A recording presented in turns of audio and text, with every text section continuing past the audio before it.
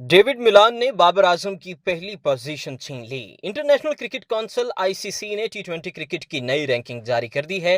टीमों की रैंकिंग में ऑस्ट्रेलिया ने इंग्लैंड को 3 मैचों की सीरीज के आखिरी मैच में शिकस्त देकर पहली पोजीशन हासिल कर ली है।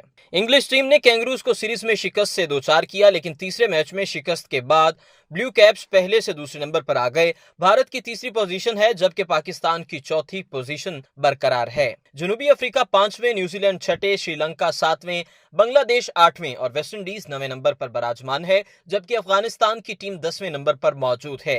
बल्लेबाजों की नई टी20 रैंकिंग के मुताबिक इंग्लैंड के डेविड मिलान ने पाकिस्तानी कप्तान बाबर आजम की पहली पोजीशन छीन ली है। तवील अरसे तक पहली पोजीशन पर बरकरार बाबर आजम दूसरे नंबर पर आ गए हैं, जबकि ऑस्ट्रेलिया के एरवन फिंच तीसरे, भारत के लोकेश राहुल चौथे नंबर पर मौजूद हैं। भारतीय कप्तान विराट कोहली इस फहरिस्त में 5वें नंबर पर हैं। बॉलर्स की रैंकिंग में पाकिस्तान के इमाद वसीम और शादाब खान टॉप 10 में जगह बनाने में कामयाब रहे। टी20 बॉलर्स की रैंकिंग में अफगानिस्तान के राशिद खान पहले और मुजीबुर रहमान दूसरे नंबर पर मौजूद हैं, जबकि इमाद वसीम और शादाब खान बिलतरतीब 8वें और 9वें नंबर पर मौजूद हैं। ऑलराउंडर्स की फहरिस्त में टॉप 10 खिलाड़ियों में पाकिस्तान का कोई भी खिलाड़ी शामिल नहीं। इस फहरिस्त में अफगानिस्तान के मोहम्मद नबी का पहला, ऑस्ट्रेलिया के ग्लेन मैक्सवेल का दूसरा, जबकि जिम्बाब्वे के सीन विलियम्स का तीसरा नंबर है। इस फहरिस्त में पाकिस्तान के मोहम्मद हफीज 12वें, जबकि इमाद वसीम 17वें नंबर पर मौजूद हैं।